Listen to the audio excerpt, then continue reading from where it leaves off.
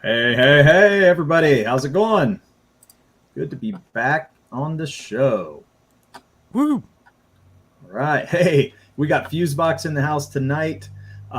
Murph is going to be late. I'll put this up here so everybody can see it. Murph will be late, broke a tooth. So, It's always on the nights when I'm coming. Right.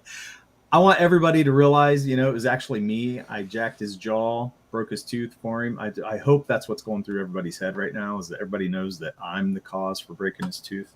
But we'll see. This is called Duke It Out, by the way. I mean, Good Lord. He's texting me right now. I think he's getting pain meds. So he's at the urgent care.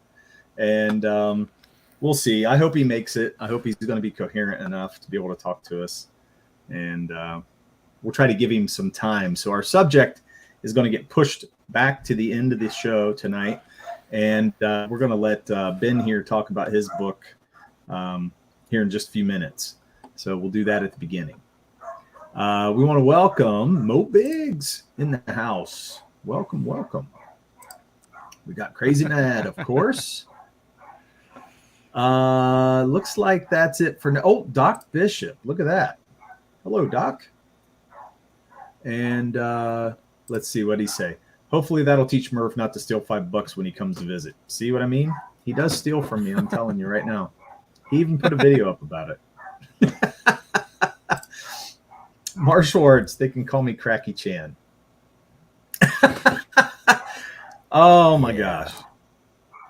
Here we go. They starting already. I'm sorry if you guys can hear my dog. Of course, my family gets home right when I start my show, so it gets kind of crazy. But yeah, still looking to have some fun.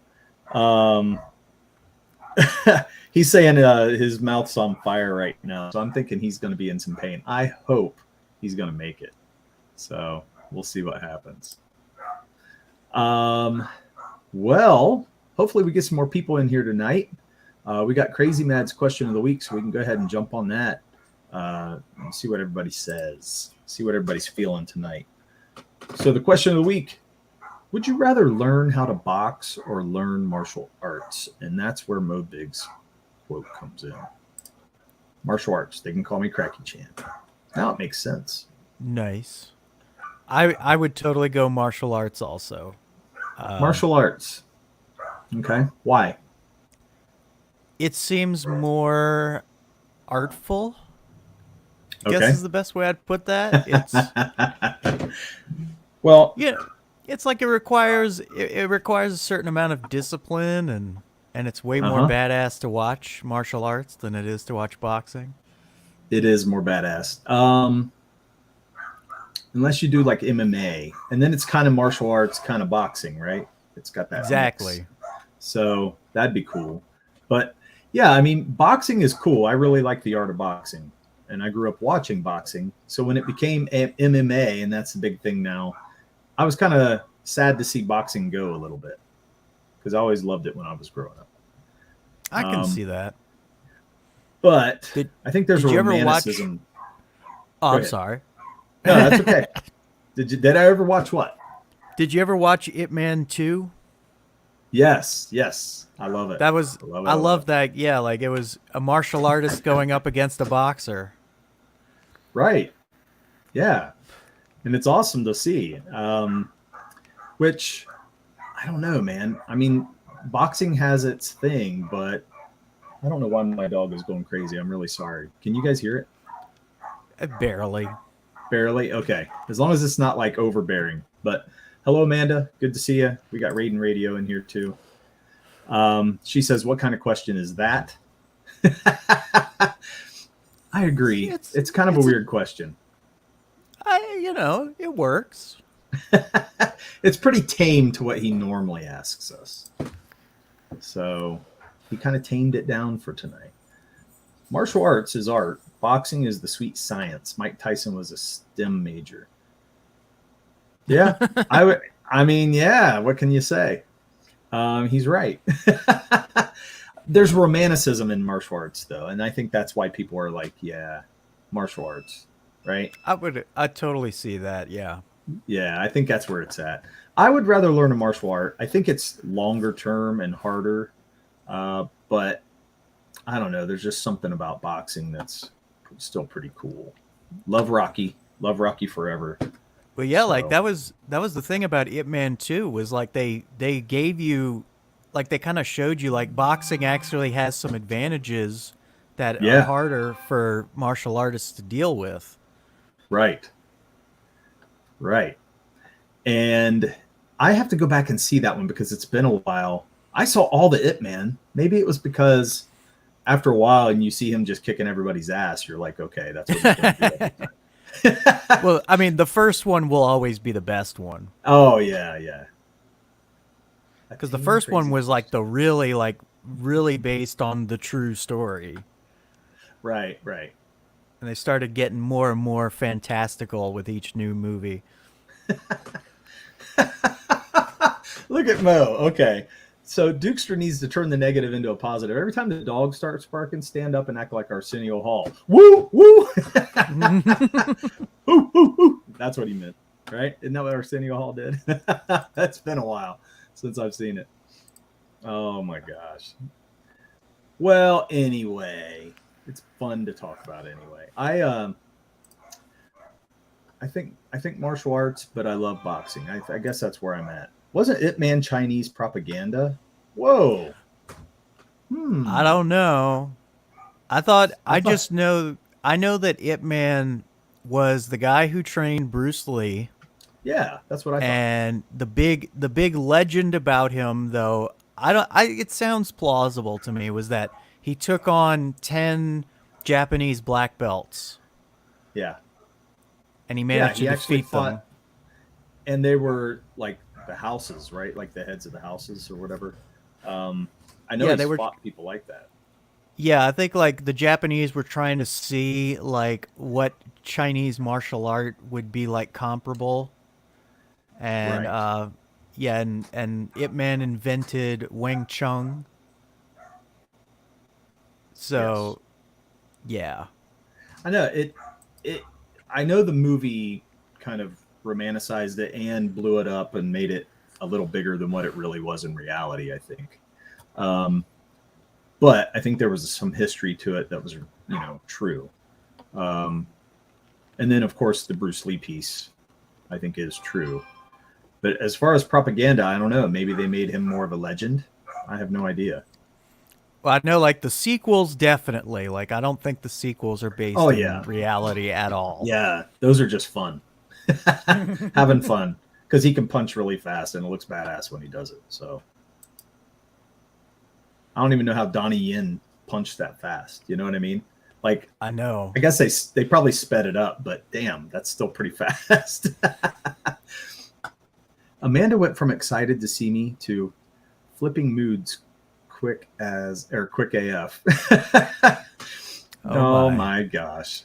All the infighting, always the infighting. Why? I'm just There's a kidding. civil war in the chat. Reminds me of No Retreat, No Surrender when they were testing Seattle style karate against LA style karate. Did I ever see No Retreat, No Surrender? Did I ever see that?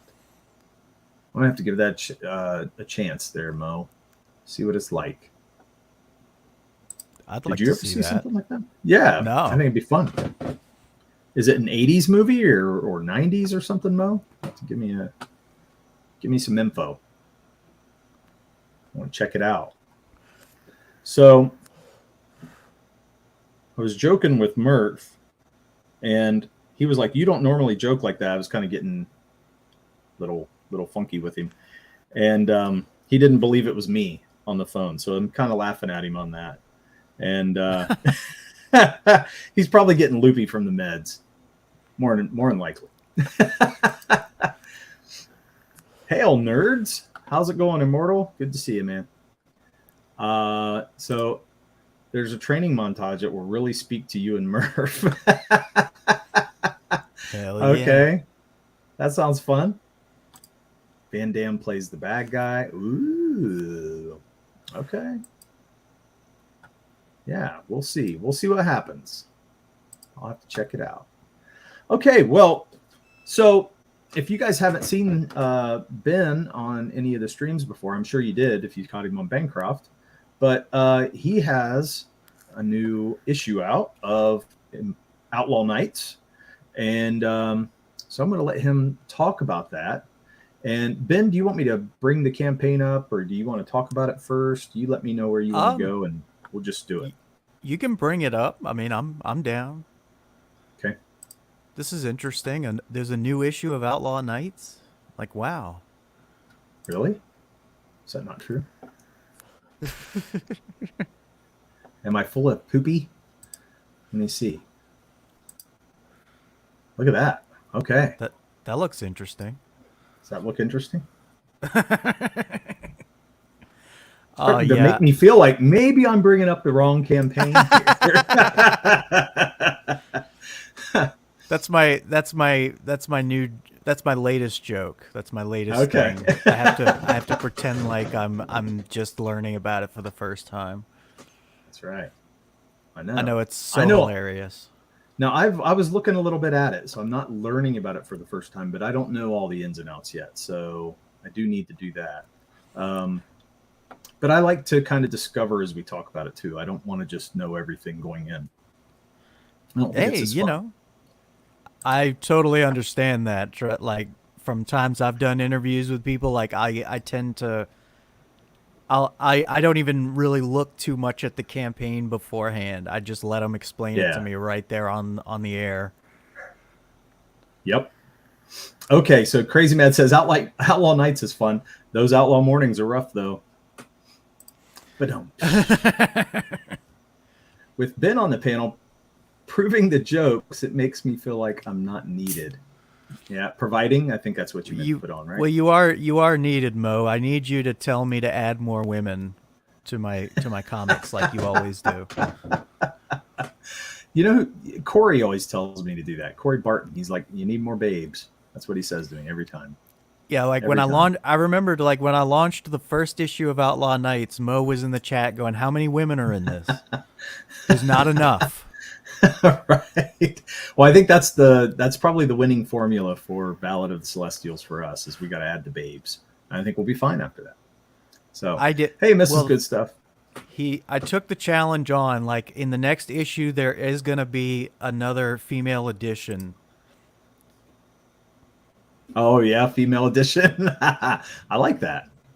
It's going to have a special cover, right? Well, it's like we've already got a female pirate who's part of the crew, but she hasn't really been expanded on yet in terms of her story. She's just been introduced.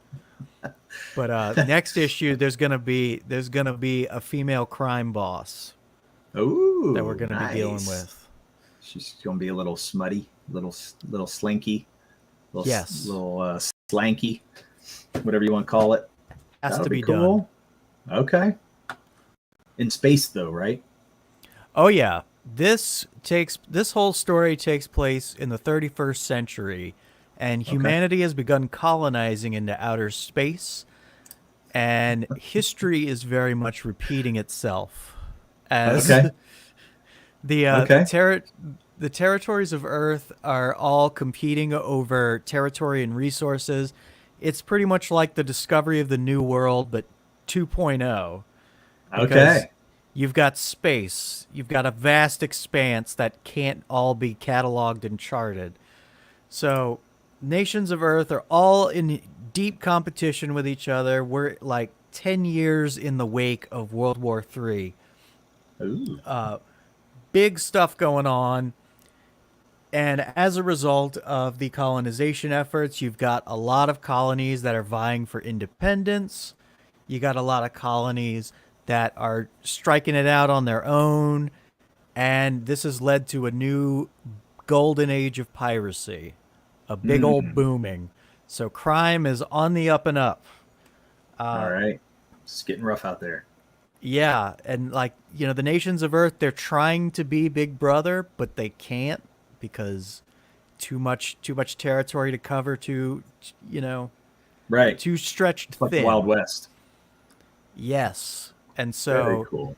In the midst of all this is our main character, Cyrus Lawson, who is an 18-year-old who has had kind of a rough go at it as an upbringing. Okay. He is a refugee from America because, America has ceased to be a nation by this point in the story. Okay. And so he has been bouncing from settlement to settlement trying to find his niche. But he ends up getting to a settlement that's very out of the way, insignificant, called Therese. And he becomes part of the colony guard there. And he's basically just trying to be a small town hero. He's not expecting a lot of trouble. But unfortunately, right at the beginning of issue 1, the rug is ripped right from under him as the pirates of the ship Hazard invade his settlement, going for a special piece of data that's going to lead to a treasure that everybody has their eyes on. The nations of Earth have their eyes on it. A bunch of other pirate groups have their eyes on it. It's turning into a big old rat race. Okay. And so, push comes to shove, without giving too much of issue 1 away, our boy Cyrus fights these pirates, gets injured, and then ends up being kidnapped by them. Okay. Hey, just a second. I'm going to stop you right here. We have a special guest that arrived. The Toothless Wonder. Murph. It's not toothless, just half of it broke up. And I'm calling you Toothless. My mouth is like on fire. Oh, goodness. So your mouth's on fire. Why? What happened? It hurt. My gums hurt from the tooth breaking. Oh, okay. Dang. Well, you're talking pretty good. I thought you'd be. Well, yeah, it's a wisdom. It's one of my. I have all 4 of my wisdom teeth. So it's one of those. It's the one that it broke off before. So. Okay. I thought you'd be mushmouth. Maybe. No, I mean they didn't give me. I don't have cotton. They didn't do anything. They just gave me a little bit heavier ibuprofen. Okay. Well, oh my goodness. Well, I'm so glad you made it. So we're letting Ben here talk about his book Outlaw Nights. Yes. Hey Ben. What's up? So. I told everybody that I cracked you in the jaw, Murph, just so you know, and just to make myself look better. Hey, you're a liar. I wish you weren't a liar, but that's just what it is. But you're a thief. Don't forget. I am not. It's not a thief when the person don't mind. You said you don't care if someone takes $5 from you. No, I just figured you did it, so I have to step out of the way. I just know it happens. That's the way it is. I think they professionally like to be called pirates. Mm-hmm. Yes. Okay. Well, I don't know. I don't want to name him something so cool. You know what I mean? The name Murphy means sea warrior, so that's the same thing as a pirate. Oh, gosh. Yeah. Why do I do a show with you? That's what I have to question sometimes. Anyway. Okay, Ben. Sorry to interrupt. Want to let you get back into your story. It was probably a good breaking point. But basically... Wait, can you start over all the way from the beginning just for me? And just... Well, I was born in New Orleans, 1989. Oh, nice. Give him the half floor, like 1 floor to the half mark elevator pitch. So Murph can catch up.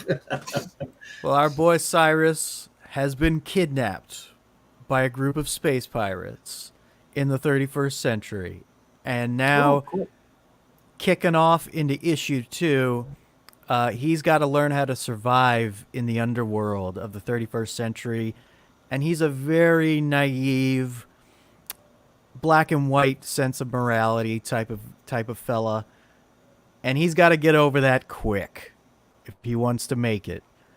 And so yeah, and these pirates are after a special treasure that everybody's got their eyes on.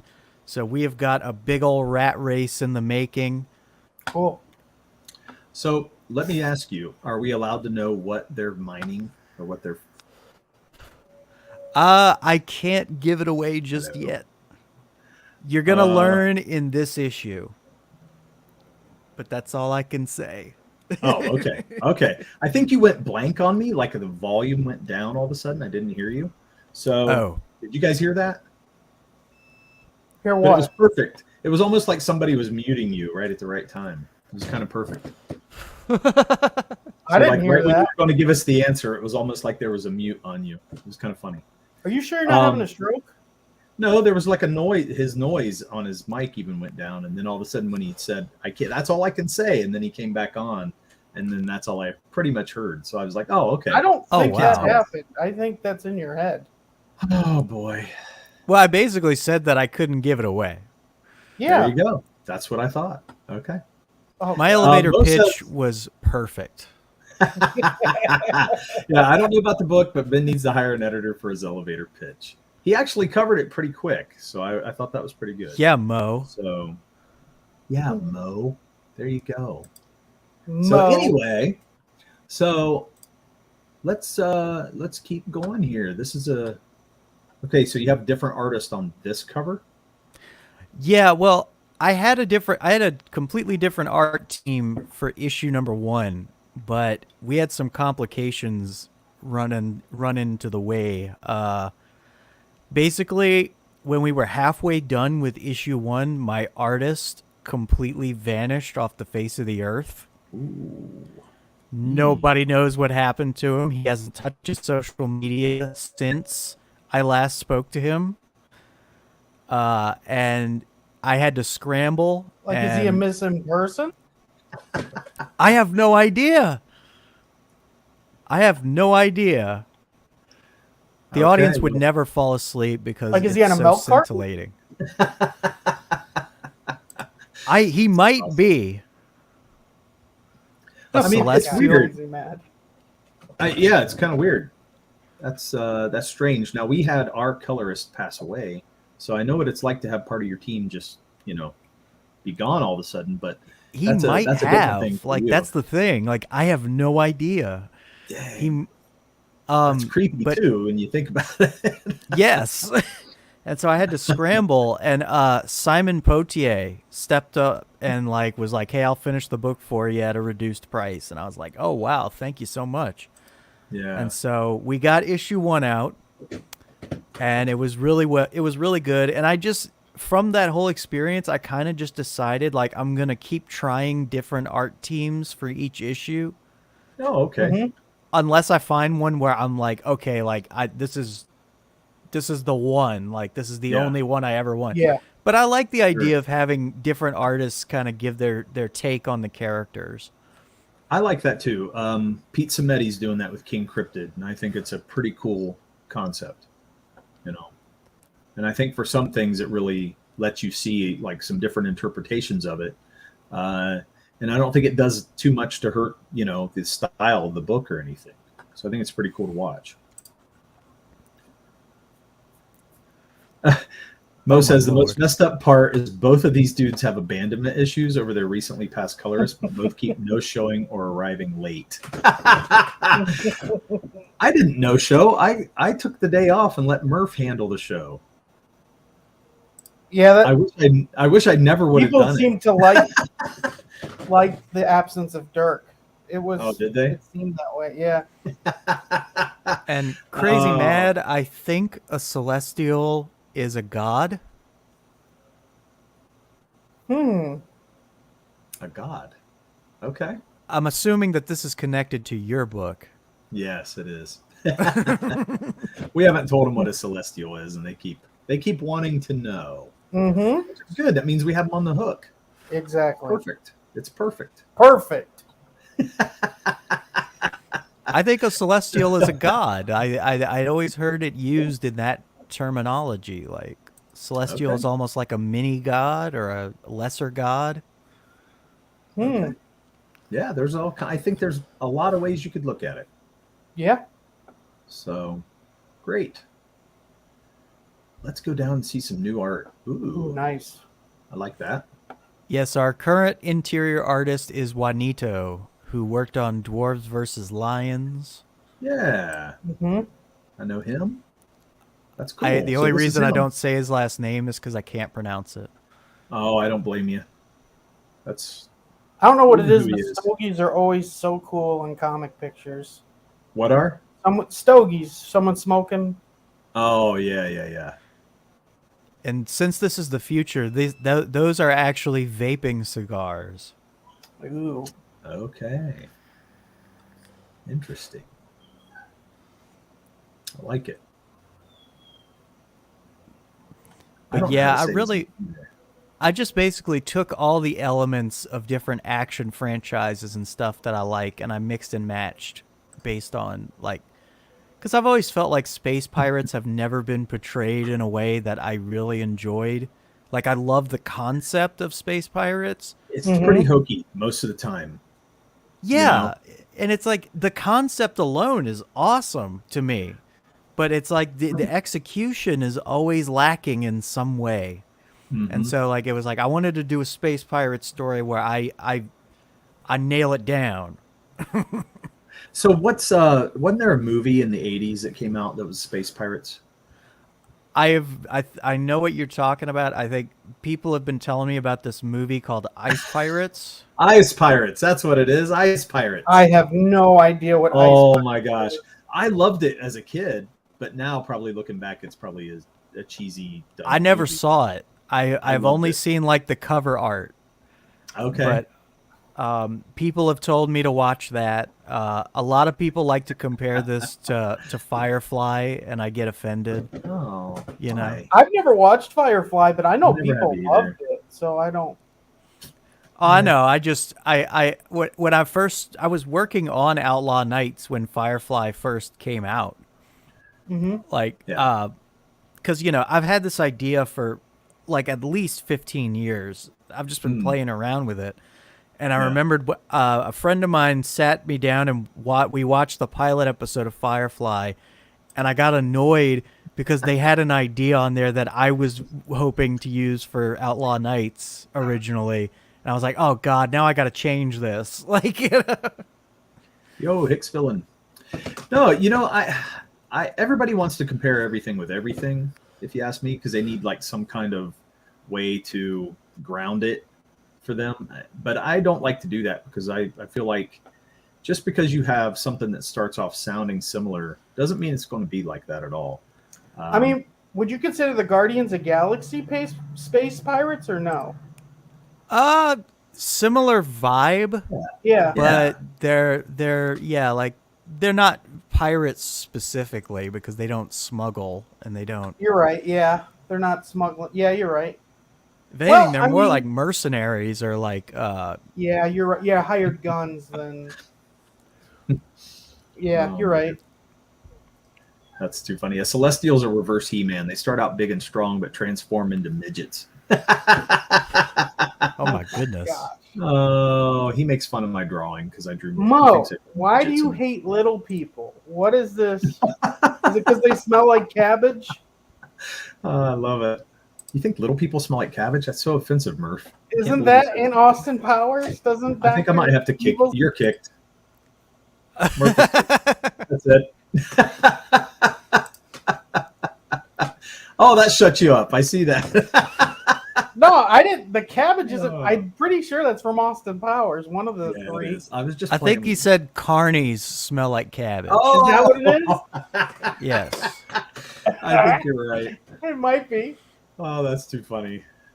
Dang, Murph, you're on record saying it now. So That little I- people smell like cabbage. we get canceled. It's your fault.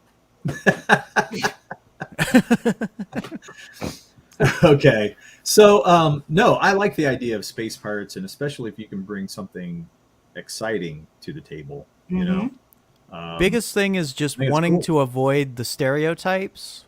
Yeah. And really, it's like I combined a bunch of different elements. Like the best way I could describe this is like Pirates of the Caribbean meets a Western meets Ocean's 11 Ooh, meets. Well, and don't you think you can kind of tie in some genre to it? Because, when you think of space, there's so many different things you can play on. Like, like Star Wars used the Western. You know what I Yep. mean? And I think you could do things like that in different settings and different groups of people, different factions. That there's a lot of ways you could go with it and keep it fresh. Absolutely. And yeah, Oh, that was look the at biggest this. thing. Look at Well, you know this. what, Mo? Well, you're gonna miss all the hot women I'm gonna be adding in the future issues. So Too good. Well, okay, so let's move a little bit. So, ooh, interior work looks good. So this is is this like the first artist, or is this Juanito? this is Juanito. These Okay. are pages for issue 2. Like, this is interior art. It's obviously Good. it's not completed yet, but I wanted to give people a feel of what it's gonna look like. Yeah, I like it. And He, yeah, he that's definitely has a Cyrus. style. That's Cyrus wearing the bulletproof vest. Okay. And as you can tell from his facial expressions, he does not like being around a bunch of pirates. I see that. Who does though? Who does? Yeah, I wouldn't like it. But depends on how fun they are, I guess. I mean, yeah, Yes, the Pirates indeed. of the Caribbean's, all those pirates were pretty fun. Always backstabbing each other. They're pretty. That's the crusty. thing is like Cyrus is kind of your he's your typical protagonist in the beginning. Is the best Okay. way I'd put that. Like he has a very black and white sense of morality. He sees pirates as just the scum of the earth, always picking on people. But the idea is that as this story is going to progress along, he's going to come to learn that, not everything in life is that clear cut. Mm-hmm. Mo says you're going to put a babe on the cover and then have none inside. Total bait and switch. I'll do that specifically for your copy, Mo. The Mo Biggs variant. There you go. Oh, I like that. Doc, Yes, indeed. or is that what you would call it, a doc? It's funny how like a lot of the characters that I love the designs for are the random characters that I didn't really specify anything, because it's like these Okay. are just background characters, but it's like my artists find a way to make them look so cool. Yeah, I like the trench coat guy. It's pretty cool. And the guy coming at us in the bottom panel here. Trenchcoat guy is one of our main characters. That's Serpent. But the Okay. dude with the mask on, he's not like, I didn't even give that guy a name. Like, he's just kind of a background character. Okay. So what did he steal? Like a security card or something like that from them? Yeah, I think he stole somebody's phone. Oh, it's a phone. Okay. It's a futuristic phone. It can do a lot more than our phones. Right. Okay. So Crazy Man says, I'm with Mo on this. The pitch needs hype school. So we need a little bit of hype. But I don't know. I feel like you're pretty laid back, but that don't mean you're not hyped about it. You know Mo, what I mean? please clap. I'm not saying the book is bad, just the pitch comes across like a Jeb Bush speech. Oh, man. Yeah. Please clap, Mo, please. Oh, yeah, but Ben, we've had some low energy people on here. And it sucks the wind out, but I don't think you're doing that. So just my 2 cents. It's like watching Brian, what's that say? Posehn stand I up? have no idea who that is. I don't know either. Posem? Posehn? Is that Awesome. a new age comic? I'm kind of out on some of the new comics. I don't know. Well, it's this. I didn't think there really were I any. believe it's a comedian. There's a Brian. few out there that I haven't seen, and they're up and coming or whatever, but I don't know how good they are. I don't So- know who that is. I can't even have a guess for a comedian. Well, I think your interior pages are looking pretty good. Mhm. It's going to be cool to see it colored. Nice. Is this kind of the coloring style you're going for, or is that? Definitely. That's our colorist who Okay. did that. And that is a poster that was done by Jay Krager. Okay. And it's based on something that's going to happen in the book. Okay. And I friggin' love it. Yeah, I love when you get covers that happen in the book or posters that happen in the book, and that's what we did. We tried to keep everything according to the story instead of like Mo was saying, bait and switch covers. We didn't want to do that at all. Just to go for the cool factor. And that is we got to go back code. there anyway. That's her name. Yep. Okay. There's that- the Babe. Yeah, that was a Brian Lubdell poster that we did for issue 1. That was sort of a special only for the email list that I decided to make it. I decided to present it for this campaign because I just love it so much. Mhm. Okay. I do like it. It looks, it's got a lot of texture to it for one thing. It's I really like what the background is. Yeah, it's not just colored. It actually has texture, which gives it more of a 3D feel. 100%. But still like in an animation style. It's kind of interesting how they did that. I like it. Oh yeah, all In the, the smoke background, and are those, everything. What'd you say, Murph? I'm sorry, I cut him off. Oh, Oh I'm no, sorry. I was just saying like, yeah, all the smoke and everything is part of what I love about it. Yeah. Is the background, is that just like yellow light, or are those lasers and then there's like explosions behind it with like fire, or what's in the background? Those are lasers and explosions. Okay. Okay. Looks really cool. I guess I'm so out of touch. I'm saying the viewers are wrong. How dare I? The viewers are wrong. The viewers are wrong. You guys are wrong. Okay, Mo. You definitely know who that is if you look him up. So he's talking about Brian, the stand-up guy he was talking about. Okay, I'll have to look him up. We'll check him out later. Okay. So what's this? Which one? Wait a minute. I thought it said something about rewards, so I thought that's what we were getting into. Oh, the rewards are on the side there. Oh, okay. So we'll get into that in a minute. I like the ship. It's got a real 80s feel in the ship. That is the ship called Hazard. And okay. Yeah, like I love how my original artist came up with the design, and he designed it based on the captain's name. The captain is named Ivory. And so like when you look at the ship, if you look at it from like the an overhead angle, okay, it looks like it's shaped like an elephant's head. Oh, okay. Oh, okay. Oh, I see the tusks. The points are the tusks, and the. Yep. Okay, I see that now. So I was even going though to say Ivory Tower, but even though this is out of space, are most of the characters humans? Yes. The big thing is that I took a different approach with the sci-fi. I decided that like there are going to be aliens, but they're not going to be like humanoid in any way. They're all just going to be like animals.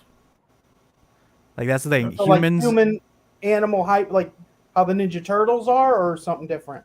No, I mean just like straight up animals, like instinct-based creatures that just eat and have sex and all that. Like humans are the only one of their kind. And they're not like pirates or anything. They're just like kind of beast and animals. Yep. Yeah. Okay. All so just critters. Every character is actually from Earth, even though they're in outer space, or no? Yes. Okay. Mo says you need less Babar and more Babe Arg in your space pirate book. I don't even know what a Babar is. You don't know who Babar is? He was like a cartoon elephant. It was a cartoon elephant show. Oh. Show. Yeah, there's been books wasn't he a written on king or something Babar. like that? Yeah, he's like a prince. Yeah. So, yeah, there were a lot of books on it, like a children's book. So, he said the pitch has gone furry. And look, whatever it takes. Noah's in the house. All right. Yeah. Hail, Noah. Selfless Heroism isn't dead. He goes, I'm alive. Nice. Red Dress Press. Hey, welcome, Red Dress Press as well. Thank you for showing up. We're going to be So getting is into there, because these are pirates, is there not a lot of heroism in this? Not really. There's anti-heroism in this. Okay. Anti-heroism. Okay. Interesting. I'm playing around with the idea of like what I was talking about earlier about how like Cyrus has a very black and white sense of morality. It's the idea is that he's misjudging these guys based on the fact that they're pirates. But it's that this is a very chaotic and crazy time period they're living in. And so it's the guys who you would think are the bad guys may not necessarily be as bad as the guys you think are the good guys. You know, so we're playing around with the whole idea of like, don't judge a book by its cover. Sure. Cool. I like that. I like that. I mean, it leads to a lot of change in character too. And we're going to get into the heroism here real soon. Not heroin, but heroism. Stay away from heroin, please. But anyway. That was definitely a nervous laugh. You just got thought that you're using heroin. Sorry. That was definitely... Let the cat out of the bag. I'm sorry. Because it wasn't that funny. So it was definitely a nervous laugh. It was going there. It was going there. Anyway. So let's talk about your pledges. So Outlaw Nights issue 2 digital for $5. Yep. That's very important. That's a very straightforward one. Yeah. So let's keep moving. Shipping's killing. Shipping is just god awful right now. It really is. So 15 or more for the issue 2 physical plus digital. So that's like the standard tier, right? Yes, indeed. Okay. How much are you charging for shipping?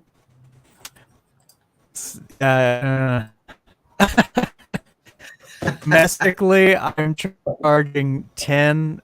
Internationally, I'm charging 20. Yeah. Okay.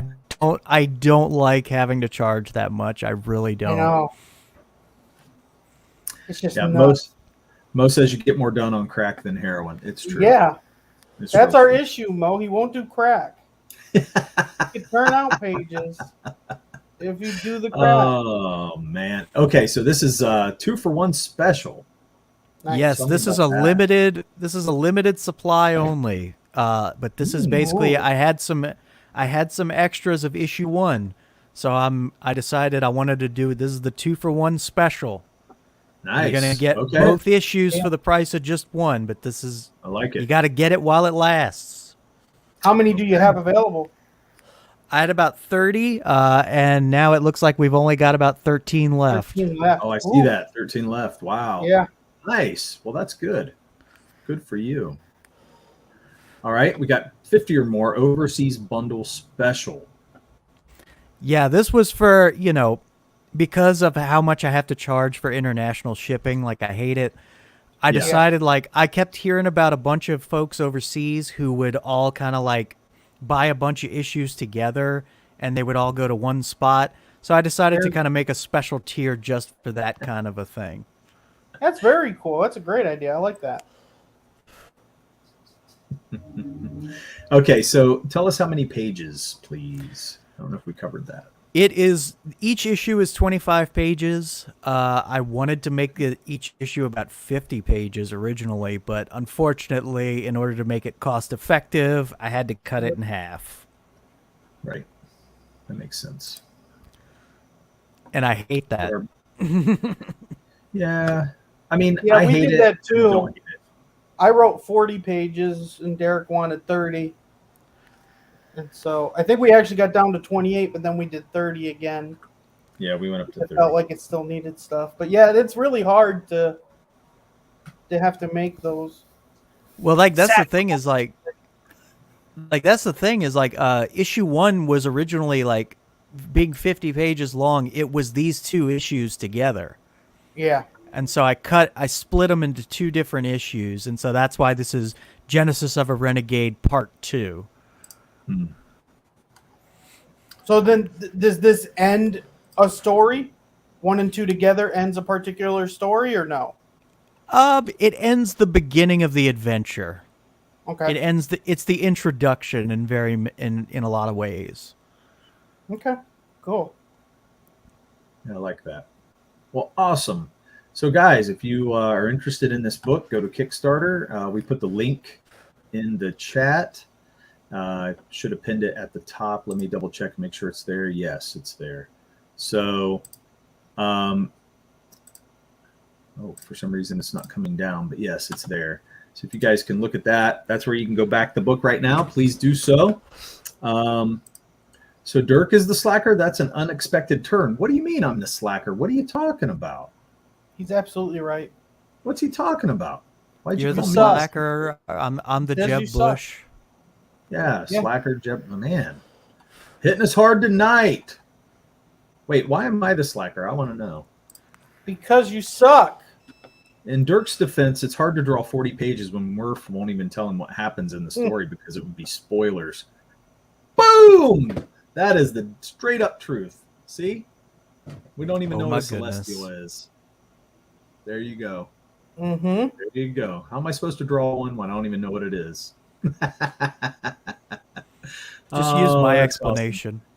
awesome. Oh, well, thank you for sharing this with us. I think it looks really cool, man. Yes. So Thank if you. you guys haven't, go into Kickstarter, check out the book. I'm going to put the Yeah, banner guys, up. there's only 13s left of that great deal. Go get that. I'm going to put the banner up right now so you guys can be reminded to back this. We The got to blue get into light our special. topic. Now, I don't know how long you can hang with a spin, but we're just now getting into the topic that we promised everybody. I'm at the good. beginning. But with Murph's broken tooth, I had to give us some time to get through your book, and then now we can get into the topic a little bit. So I wanted to play something for everybody and just kind of discuss some things. Well, I got inspired by EVS's visit to Timcast. I think they talked about some really cool things on there, and I still haven't watched that. I need to watch that. I think they said It some was great good. things. It was good, yeah. And I do think there was some inspiring things I think about, all the time, and which made me think of selfless heroism. And that's what this quote or what this next little clip will be about as soon as I cover the chat here. So Mo says that's true, Mo. See? I mean, Crazy Mad says that's true, Mo. And Dirk saves time by drawing all the heroes at half size. See? There's a benefit to that. So that's why he does that. You guys figured me out. Damn it. I have to come What up with a new happens script. is Derek does the art, but then he falls asleep on his art from that's too the funny. heroine and drools on half the Here we page. go. And so Here it we messes it up. Okay, so here we go. I'm going to put Timcast on now and share this clip. Are we going to get hit for this or no? Or do we have to talk so we don't get hit? I don't care. I don't. I really don't care. I don't care. I mean, really, I'm in a place of who gives Screw a shit. it. Way to go, do what I Mo! You want. crazy mad. Dirk's I do living what I on want. the edge. I He's living on am. the edge now. You That's put right. it too far. Wait a minute. I'm going to stop this screen because I don't know if I had the audio tab clicked, so I got to make sure that's good. So yeah, here we go. Oh, I'm no. gonna share it. You guys see it? Okay. Yep. Tim All right. looks sad right there. Look at it. Like He's someone took his dog. So It looks so I had to- sad. I had He's to gonna cut them cry. out talking about Weebery because Mo can't handle a little bit of Weebery. So Did they talk I had about to cut- Dragon Ball Z? it's right at They the did for a kind of the end second. of that. Did they really? For That a quick is second. awesome. Murph, you heard a Oh, little bit. man, of it. I gotta let you hear watch this. I let you hear it, Murph. What are you talking about? They were talking about Dragon Ball Z. I don't remember that. Just a split, and then they talk about Naruto. Yeah. So that's- it was like that's a Oh, okay. split second. Yeah, so this is where he picks up literally, is yeah. Naruto, and we're gonna watch it for just a few minutes to get through what EVS says and some of the other guys say, and then we're gonna talk about that for a minute. So here it Then is. I see Naruto, and the only preaching in it is, try and save your enemies. Like the character arc for Naruto is that I absolutely love this writing. Some of the best writing ever done. Have you ever read or watched No. Naruto? So So is he like I'll give you Spider-Man? the very quick breakdown to the best of my abilities. Villains? For those that aren't familiar, Naruto is about a world where there are ninjas and they can use inner energy called chakra to do, I guess you'd call them spells. Anyway, Naruto is an orphan. His dad died sacrificing himself to save their village. Naruto finds a teacher, a guy named Jiraiya, who's this legendary ninja. I would call them techniques instead of spells. But they it's throw a- fireballs and stuff. Yeah, and they can walk on water. And so anyway, Techniques Naruto gets a instead of teacher. spells. He's this Weavery, old creepy you're guy. He's a right. pervert. He wrote several books. He wrote these books because he was inspired throughout his life. Naruto eventually encounters a villain in the story arc who goes by the name of Pain, Dislike. and Mo. they fight. And Oh, no, you find Mo, out we're that gonna go this on guy this Pain's longer. real name is Come Nagato, back. and he is a former pupil of Jiraiya, the same teacher Naruto now has. And then after this great battle, Naruto is like on the verge of defeating this guy. And then he says this famous line of, like, I will save the world or something like this. Like, I'm going to be the hero and make my enemies my friends, and I'm going to not allow the pain. And it was a direct quote from Jiraiya, his teacher, who wrote this book about a character. And Jiraiya had been quoting his pupil. So basically what happens is when Jiraiya's younger, he trains this kid who's idealistic, wants to save the world, who says this inspiring line as like a 13-year-old. Jiraiya is so moved by it, he writes this book, which is, he then teaches Naruto. And so I love this because the villain is now facing down this younger, ninja who says his own quote back to him, realizing he's become the villain he swore to fight. And Naruto now embodies his past ideals and ideology. I'm like, that was just brilliant. Wow. Writing. It was really, really good. That's terrific. Like, I can't do it justice. You have to read it. But basically, he's like, he Original says the Smiles line, Good and then the Story. villain's That'd like, be that's my terrific. quote. You're saying it to me. Like, that's who I used to be. That's But at the basis of that, it is a good story. So, and what EVS says here is pretty. what we're supposed to be doing, and we're supposed to be teaching lessons like that in comics. We're not supposed to be trying to instill politics or ideology in anyone. We're just supposed to be teaching kids like basic morals like that, how to be a hero, self-sacrifice, put others before you, yet save the villain, of course. There's very little of that, like you mentioned earlier with Captain Marvel. That's the funniest part about that. Is it's so simple to understand. Well, not but it's so simple to understand that Captain America telling a story of self-sacrifice and wanting to help his fellow man, and even the idea that you could even tell a story now about an idealistic person wanting to protect or wanting to serve his country, they probably wouldn't even do that story anymore. Let's talk about the first big three of Marvel. Iron Man, a military industrialist who's selling weapons for profit, has a profound experience and realizes his weapons are being sold to both sides, causing this conflict, and then says, I'm not doing this anymore.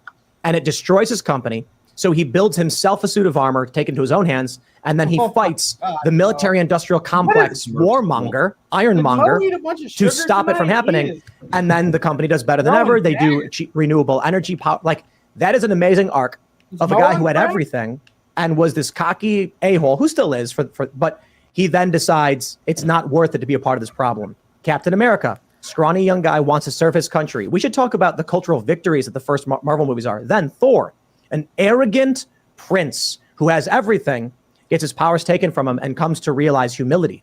I'm like, these are great character arcs. That's Stan Lee. But yeah, I mean, Stan Lee, I mean, those are his stories. You understand, like, we don't have guys like that anymore. You want to know why Marvel is in the rut that it is?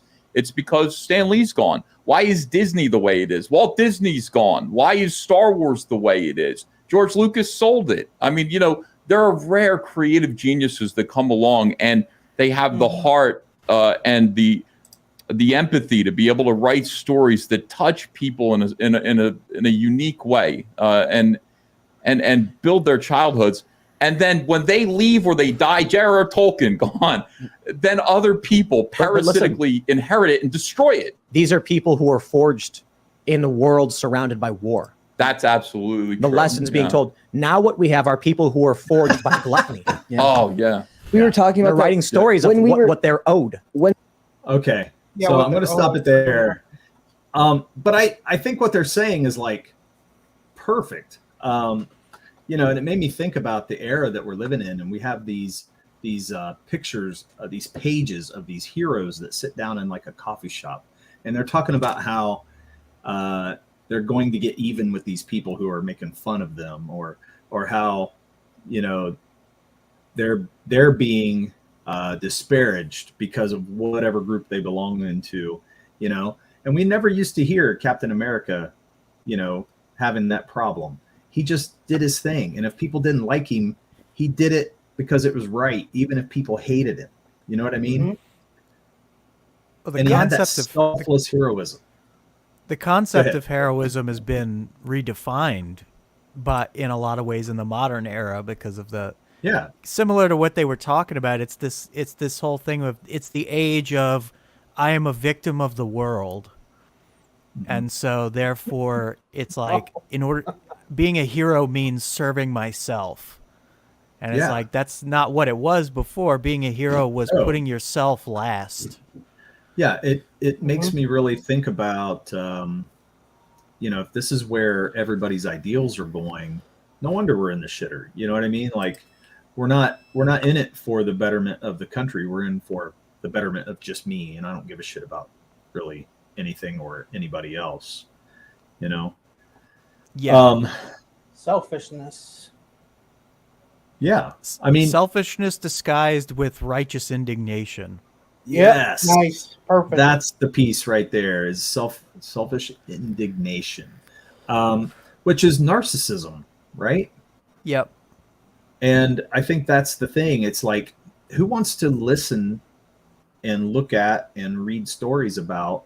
Now, if you have a person that's a narcissist, that's fine. But if you have like a whole story based around just this narcissist, it's, unless you're being funny, it's not really great material. Yeah. Like Iron It's Man. like you Iron can Man's a funny narcissist. And it's like you can make arc. it's like you can do that technically. Like you It's can make a limited, character though. a narcissist, but it's like it has to be structured in a certain way. Like you Yeah. can't be rewarding the character's bad behavior. Yeah. I don't know. I tuned out as soon as I heard Naruto. You guys, I'm telling you. See, It I didn't was last never that long. I watched a little bit of Naruto. My friend made me watch it, and I wasn't really that interested, but I did enjoy that story.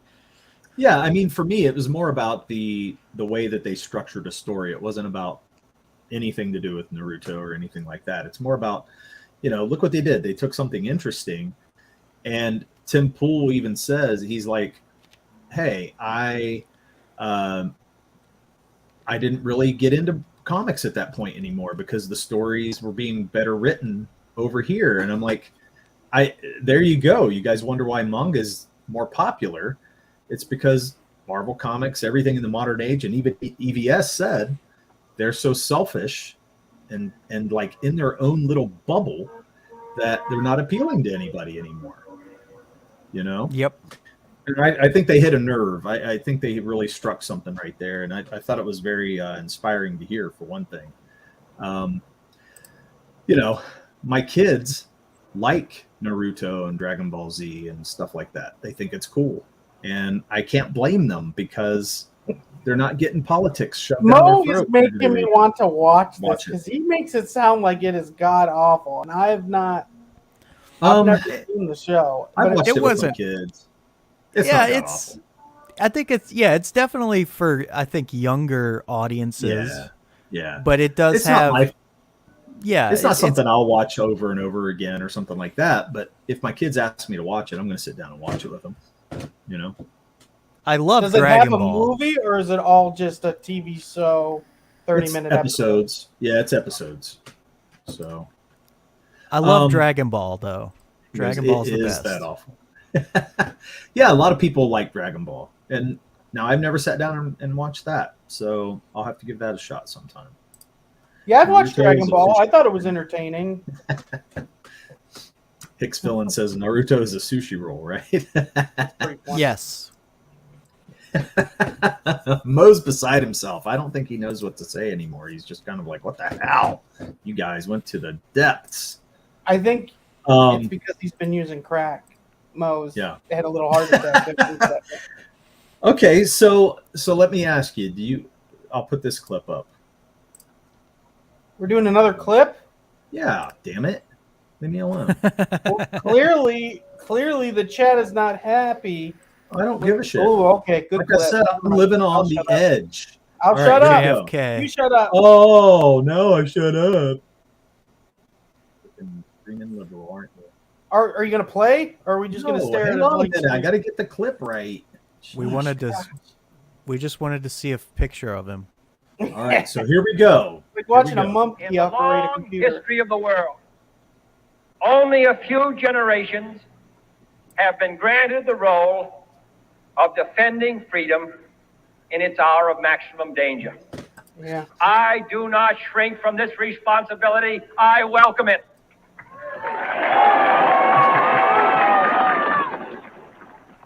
I do not believe that any of us would exchange places with any other people or any other generation. The energy, the faith, the devotion which we bring to this endeavor will light our country and all who serve it. Oh, this one ends. And Oh the my glow God. from that fire Oh. can truly light the world.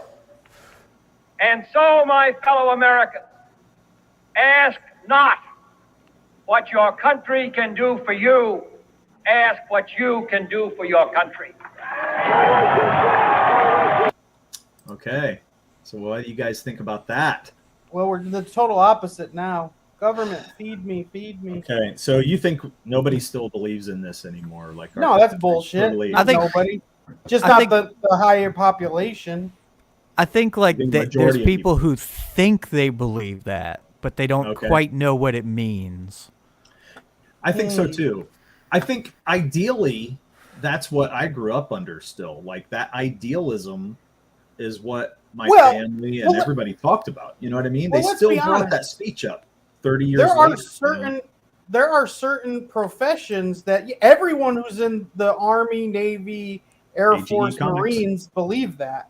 They put their lives on the line, police officers.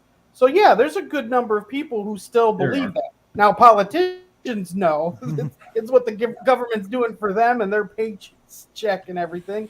But I'd Right. say there's a good I would even say there's probably still a majority of America, like maybe 54% of America or 59% believe that, but it's definitely not media, it's definitely not TV. Oh yeah, it's not being pushed. I think your in- everyday Americans I don't still think it's do. being pushed at all. Like Oh no, the it's not pushed at all. It's idealism. the opposite. I actually don't feel like idealism is being pushed at all. You know, Mhm. we're not living under hope. You know, that speech is pretty inspiring when you listen to Oh it. yeah. It's one of the best speeches, you know, inaugural speeches ever, I think. Yes. But it's also, I mean, when you actually listen to what he's saying, I mean, it's pretty damn cool. And the idealism and the hope that we got out of that, even 20 years later in the 80s, was pretty high. Because you remember, everybody was pretty hopeful in the 80s. Go back and you can hear it in the music, in the movies, everything. And then 90s, it started coming down a little bit. And then 2000s, you know, and we had 9/11, and it was just like, you know, the idealism just seems to be gone since then. And Yeah.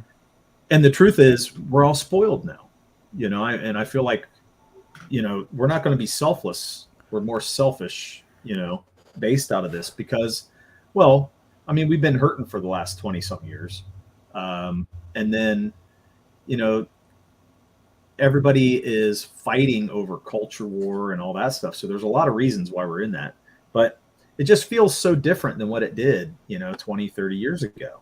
I think it's because too many people are into social media, and social media, Yeah. the worst gets pushed forward. I think if people were Yeah. less Loudest on mouths. their phones and less on that and more conversation with your coworkers or neighbors, you would see Right. the good and the hope that people do have. You know what I mean?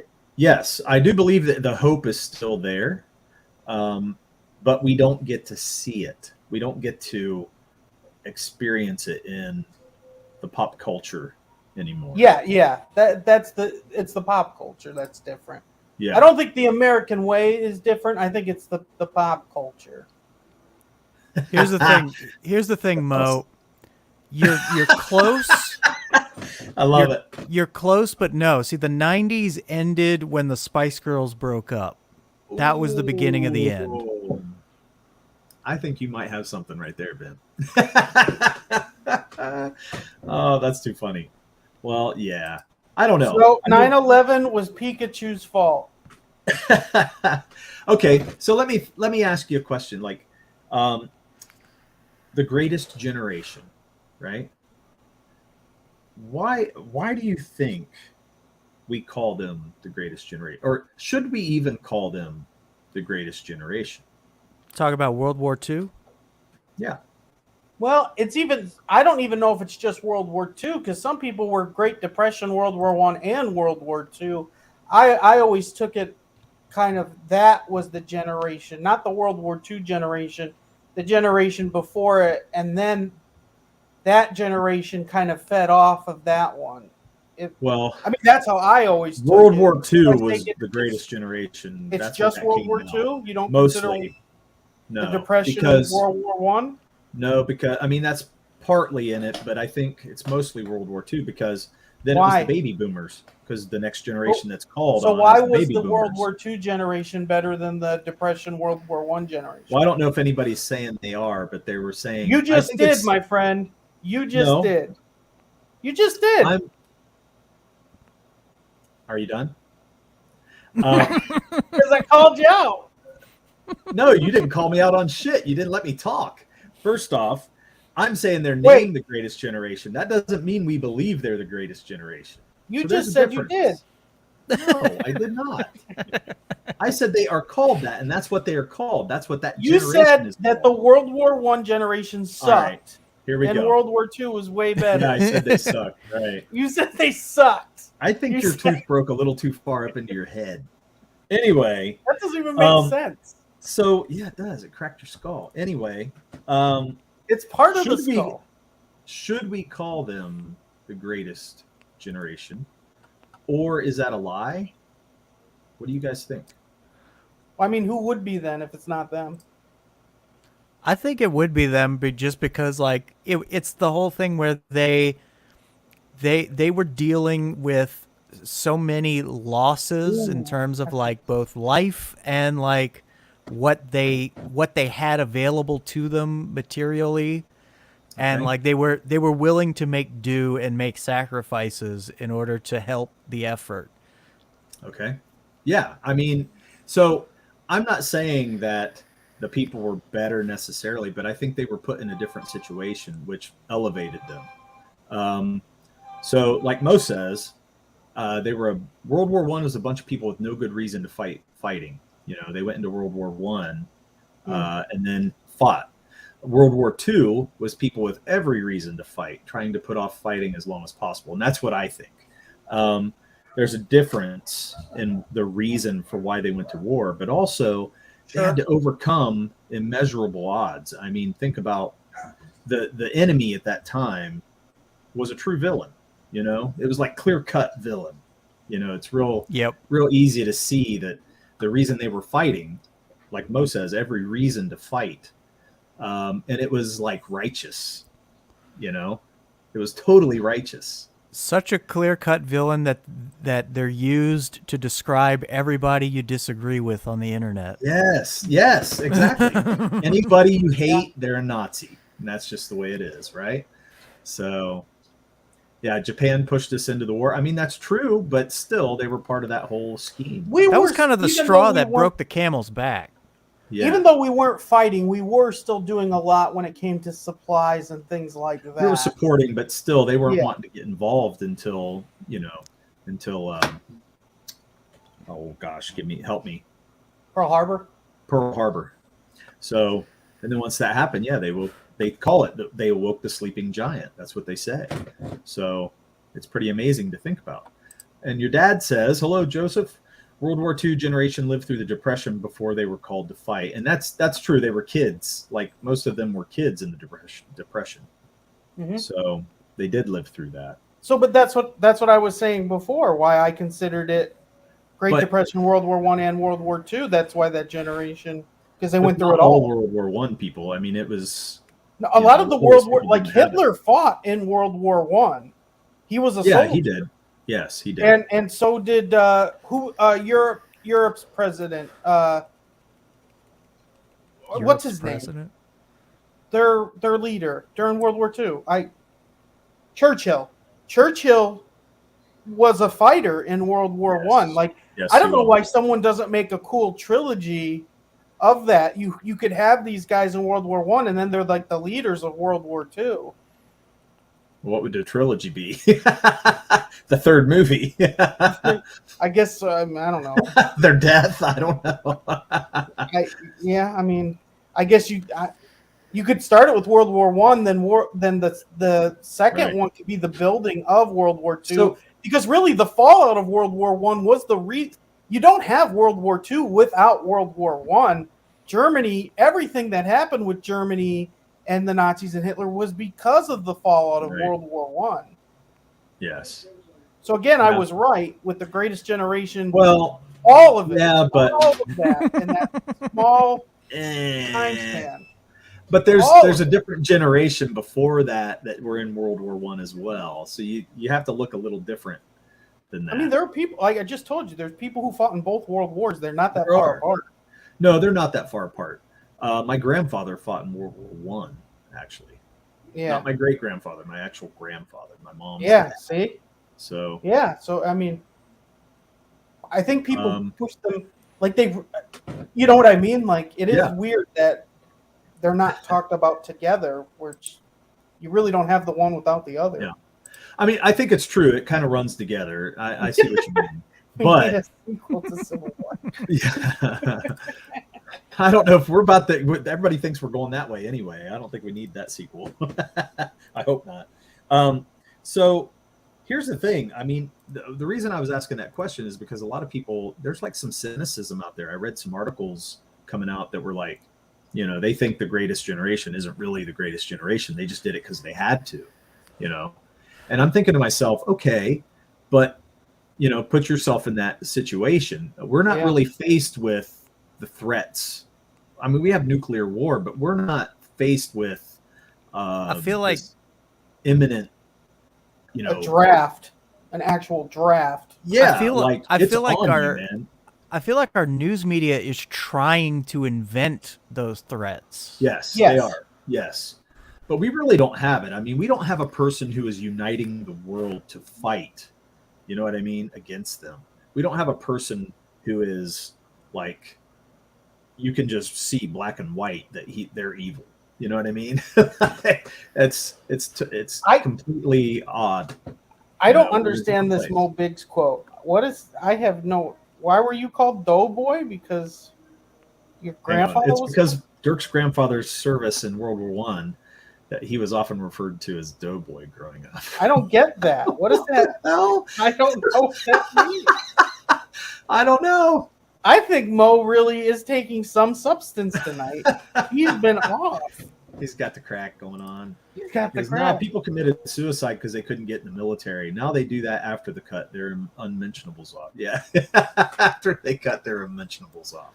I mean, yeah, it's true. They're coming up with reasons to be the victim now instead of you actually. think about. Yeah. Oh, I'm sorry. Living through hardship. I'm just saying, instead of actually living through hardships. You know what I mean? And I would also add, like, it's, you know, kids are being taught in college that our nation is inherently evil. Yeah. And so, like, there's this self-loathing nihilism connected to all of it. So it's like, how are they going to do selfless, heroic things if they think, well, everything's just bad? Everything just needs to die. Yeah, it's bad anyway, so why not just fight for me and screw you guys, pretty much. Your mom says, hello, Barb. They also came back and fought for unions. This enabled the middle class to become anything they wanted to be. Yeah, at that time that they started, when unions came back, you know, during that time frame, it was definitely a needed thing. And it was actually for the working man. Unfortunately, it didn't stay that way, but that's what it was when it first started. Yeah. Soldiers were called Doughboy in World War One. Okay, see, that's something I didn't know, Mo. That's awesome. Well, I didn't know that either because I always thought Doughboy was like a fat or a weak reference to someone, right? Actually, I have heard of that term, but I didn't realize that that's what it all meant. What did it originally mean? Because I feel like that's not what that means now. No, it's changed over time. I don't know why I'm wasting gold like this here. No, Biggs, I got your Doughboy joke. Well done. We're talking serious, Mo, and you're talking thank you, Mo. Doughboys. That was a good one. I don't know why I'm wasting gold here. That is great. Oh. Yeah. He goes, I laugh, Mo. Don't take offense because Murph doesn't understand. A lot of stuff goes over his head. So, it's Mo, true. Can you tell us why they called them Doughboy? The original, why were World War One fighters called Doughboy? What does Dough have anything to do with them? I'll have to look it up. I'll look it up. I know You'll I've look read it up before. right now? It's just been a while. No, not right now. Why wouldn't you look so- it up right now? We're having a conversation about it. We're talking about other stuff. That is not Clearly, on we went to topic. talking about Doughboys now because of Mo. No. Not no, Dough. So no. Doughboy. Dough. But anyway, Ben, aren't you glad you're sitting through this? I mean, Murph's pretty combative tonight. I gotta Look, say. I'll get whatever jokes you tell as long as you back Outlaw Nights. Hey, Nice. Woo! Way to sell it right there. So now, you know, and the reason I was bringing up that cynicism, those cynical like articles about the Greatest Generation, was because they say, you know, they think, you know, a lot of people when they're going in, like Crazy Mad was saying earlier, people were laying down their life to defend liberty, right? Mm-hmm. Or do you think it's just because they got drafted and they had to? I think it was both. Yeah. I do too. I mean, I think, you know, the fact that we won, you know, I guess the world won against Hitler, makes them the greatest generation for me. You know what I mean? That's when I think of them, I think they're great because they actually held off one of the greatest threats, you know, to the world. And when I think about that, I'm like, that's awesome to me. That's heroism. No matter what it looks like, it looks awesome to me in history. And I love World War II. I love the history of World War II. And when I think about that, maybe I do romanticize it a little bit, but that's part of that optimism that I grew up with. You know, I still romanticize about those selfless people that went over there and fought for their, you know, for their country and their families and their friends and everything that we have today, so that we can be spoiled little assholes and have a YouTube channel. Well, they did. You know what I mean? If I know one thing, did. Derek, you definitely have the hots for Captain America, Steve Rogers. Hell yes. He's definitely one of my man crushes for sure.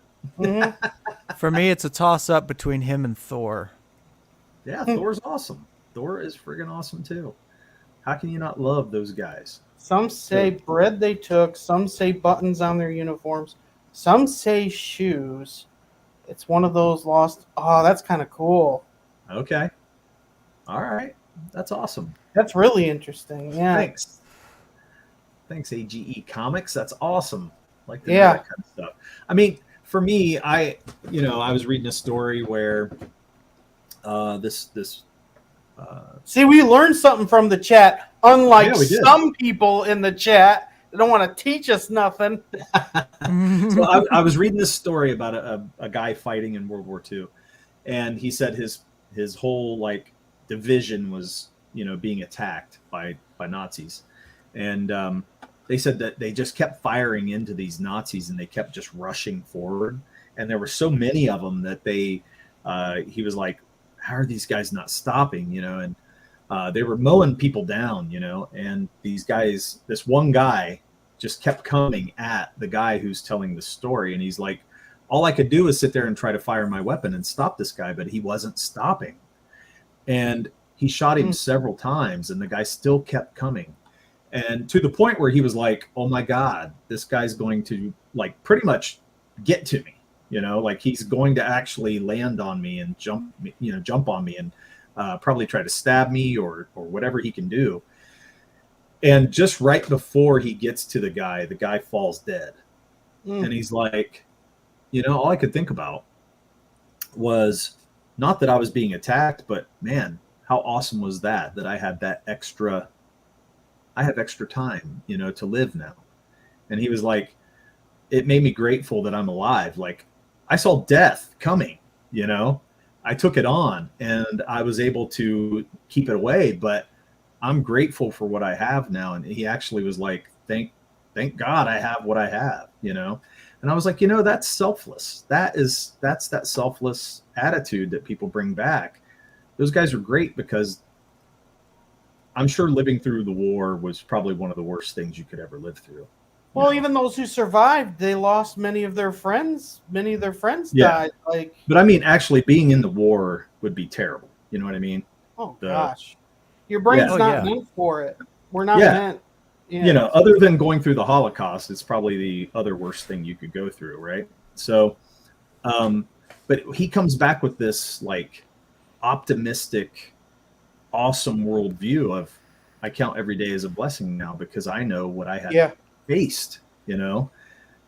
And they brought that back. They brought that back from, you know, fighting in that war, and it carried out into the whole nation because, you know, I remember how the 80s just played out, you know, after Vietnam and all that, and everybody was just so positive. You know what I mean? And it was a pretty cool thing to see, pretty cool thing to live through, actually. We're both veterans of Desert Storm. Wow. I can't believe Murph just threw his parents under the bus. I'm sure they taught you plenty. Oh, too good. I met Mo, but that's good. That's a good comeback, Mo. Desert Storm. Damn, I was a kid. He means desert storm, Derek. Desert Storm. Yeah, you're right. It is Desert Storm. I'm definitely, you know, from that. That's the doughboy thing. Doughboy. You know? I didn't know it was. I never knew that term as a military term. Okay, enough of the serious talk. But anyway, I thought that was a good subject to talk about. Because even that guy that they used to remember, they'd tickle his stomach and he'd go, isn't he a doughboy? Pillsbury Doughboy. Yeah, Pillsbury. Yeah, he's not a Marine. Pills, dirt. What'd you say? That's what I thought you said. Oh man. Well, I'm glad Ben's amused by your mumblings. Somebody is. My gosh. Well, anyway, Ben, I'm glad you could come on and talk to us about that because I think it was a good conversation to have. Oh, yeah. Even if you guys had to listen to Naruto and Dragon Ball Z shit, okay? I will listen to Dragon Ball Z all day long. Yeah, I was going to say, well, no, I wouldn't say that. I think that's a little extreme. Yeah. Well, I don't hate Dragon Ball Z at all. I think it's okay. It's not bad. Naruto, I can go on a 4-hour lecture about Dragon Ball. Oh man, nice. That's cool. I'll have to watch it. Some people in our chat really hate Dragon Ball Z. Yeah, don't do that. Which I don't get. I don't see the hate. I understand not liking it or not being a fan of it, but I don't see anything negative about Dragon Ball. They're only allowed to hate. Mo, did you back? Is it now 12 instead of 13 of that? That 2-for-1? What did we get? Did we get anybody backing? Yeah. Did you see if we got anybody? Anybody in the chat back? I didn't check. So we have 28 backers. Oh yeah, somebody did. Awesome. Really? Hey, we did our job. Whee! That's awesome. Cool. Yeah, good. Was it one of the 13 or no? Do you know what they? Hang on. Dragon Ball. That Here we go. Good. I don't think so, Murph. I mean, Mo, we had a good topic tonight. No, but that's funny. Dragon Ball. Was funny. It was one of the twofers. Someone did get one of the twofers? Yep. Yeah, that's a good deal. So there's only, what is there, 12 left or 11 left? 12. Ooh. Thank you, chat. That's awesome. Get that quick. I love to see when our chat or somebody watching, we don't know, maybe they weren't in the chat and they were just watching and they picked up the book. I think it's awesome to see that. That's awesome. So thank you guys. Absolutely. Thank you. It's amazing. And so hopefully we'll keep that going. Wait, How what? much? 56? You got 56 days left, right? Yep. Okay. Yes, indeed. Okay, well, that's quite a few days to get going, man. I mean, that's most of the campaign, so that's really cool. Now, are you going to be going on a lot of different channels? I'm trying to. I've been messaging folks and all. I think there's just not as many people streaming about projects as there used to be. Really? I don't know why they won't do that. I mean, I think I don't know. I mean, it makes sense to it's like you want to diversify. You don't want to stick to just one subject. But I Yeah. mean, when it comes to talking about Outlaw Nights, though, talking about Outlaw Nights is it's the most interesting thing you could ever do with your life. I mean, Nice. Well, I guess for me, when I watch some of the streams, though, I find myself turning them off, not because if I see a book they're shilling, I kind of like that because I want to see what the books are about. I'm into this because of comics. So when I see a book being shilled, I want to know about it. But I really don't like the bullshit most of the time because they're just in there, they're not going anywhere. You know what I mean? And sometimes they're not even very funny. And they think they're really funny, and they're not funny. Yeah, but what? If you're not going to shill books, then be funny or something else. You know what I mean? Give us a good topic to talk about. We're pretty good at the something else. I think we do something else good. Hey, we have our mainstays. They keep coming back, so we must be good for something. Something. I don't know what Just it like is. cocaine. Something. People come back for the cocaine. Yeah. I don't know. It's more crack, not the cocaine. Lordy. Did you see that? You wanted to diversify. Dude. That's what got us here in the first place. It's true. Derek, the only thing that would have made that better if you were like, they're more here for the crack, not the cocaine, and then you should have said, "Oh, thank you." Oh, thank you. Oh, thank you. Okay. Well, just so you know, Mo, the Chook stream, it's getting ready to be pushed out. I'm gonna launch it. It's ready to leave the station. It's not ready to leave the station yet. Oh, okay. It's not ready loaded, to leave the station. But Chook is a character that came up a while back now. It's been a Madness. long time. Out of madness. Yeah, pretty much. And I have edited all of the Chook comments and chat highlights and put it together, and it's 40 glorious minutes. Can you believe that? So it's ready to leave the station. No, it's not. No, it's not ready to leave the station. I have to actually add some little clips, and I wanted to do some fun stuff with it. See if I can spice it up a little bit, and then I'll put it out there for everybody. And who knows? Maybe we'll make a debut here on the show and let everybody watch it again. So. You see this? Mo says the Chook stream was amazing. Man, it was fun. That was a good stream.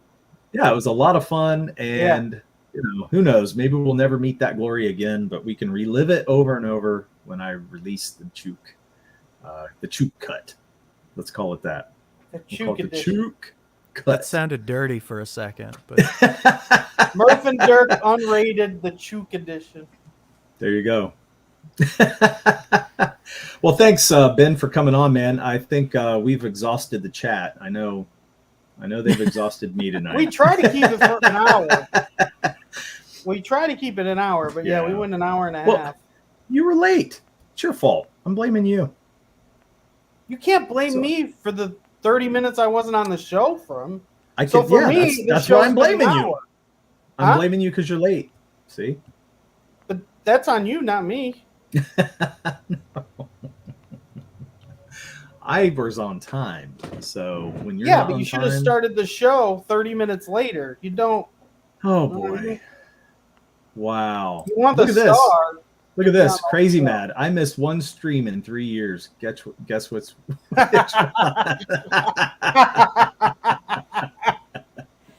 There you go.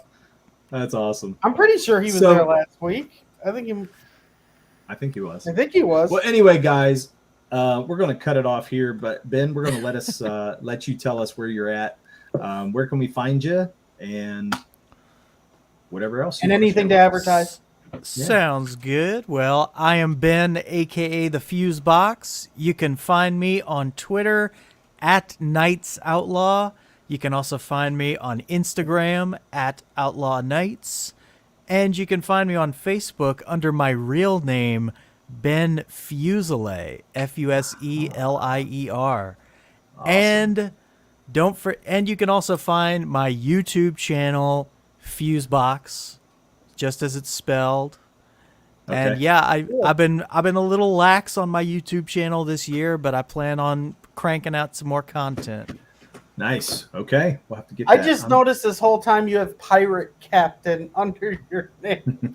I can't believe no one said anything about a Pirate Captain, That's especially with all the homo stuff we usually have in the chat. Oh God. that's my Here we that's go. my well, that's my job description. I mean, There you go. That's right. That's right. Well, thank you for coming on. It was fun having you.